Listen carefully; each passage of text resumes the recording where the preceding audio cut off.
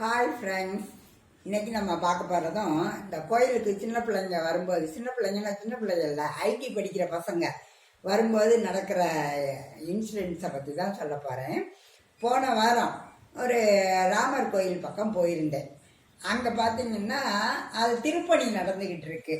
அதனால ராமரை பக்கத்தில் இது பண்ணி தான் வச்சுருக்காங்க. அது எப்படி ஒன்று போல் நின்று கும்பிட்டாலும் அவர் கொஞ்சம் தான் தெரிவார், கொஞ்சம் தெரிய மாட்டார். சைடில் நிற்கிறவங்களுக்கு, நேரம் நிற்கிறவங்களுக்கு ஓரளவு தெரிவார்.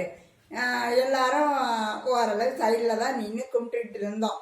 திடீர்னு அந்த அதில் கூட்டத்தில் இருந்த ஒரு ஐடி பையனுக்கு சாமியை நல்லா பார்க்கணும்னு தோணிடுச்சு போல.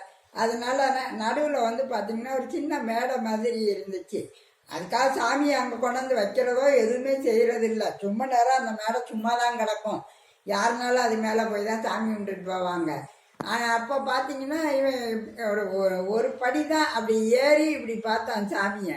உடனே அவர் அந்த வெளியே நின்றுக்கிட்டு இருந்த ஒரு ஐயர் அம்பி அபிஷ்டு தள்ளு அப்படின்னாரு.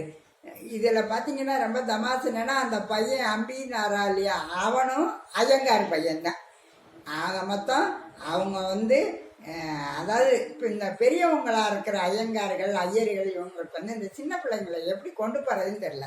அந்த கொஞ்சம் எல்லாரும் முன்னாடி சொல்லும்போது அந்த ஐடி பையனுக்கு ரொம்ப மனசு உடஞ்சி போய் ஒரு மாதிரி கம்முன்னு ஆகிட்டான். இது தம்பிங்கெல்லாம் வரக்கூடாதுப்பா, இந்த இடத்துல எல்லாம் ஏறக்கூடாது, கீழே இரு அப்படின்னு சாதாரணமாக சொல்லலாம். மூஞ்சி ஒரு மாதிரி வச்சுட்டு சொல்லும்போது சின்ன வயசு பிள்ளைங்களுக்கு கஷ்டமாக இருக்கும். அதனால் கோயிலில் இருக்கிற ஐயர் ஐயங்கார் இவங்கெல்லாம் கொஞ்சம் சாப்பிட்டா சொல்லுங்க, ஓகேயா?